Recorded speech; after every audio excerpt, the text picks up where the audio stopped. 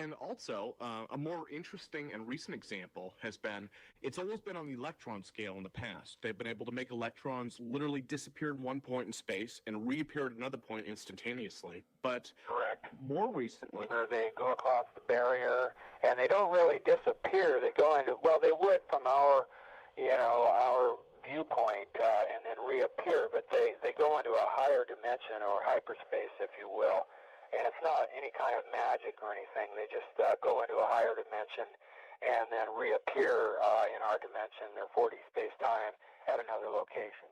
well, I think that you may gather a lot of support from an experiment done this year also, in where an entire atom was made to disappear and reappear in another location. And that really proved that it's not a single particle phenomena.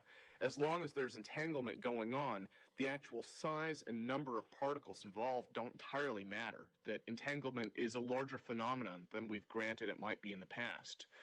I also really like the concept of not just tunneling, but also falling towards a warp in space. I'm actually holding a document that I printed out today by Matt Visser, where he described the Alcubierre drive. And in a theoretical sense, he was able to square that away with relativity theory.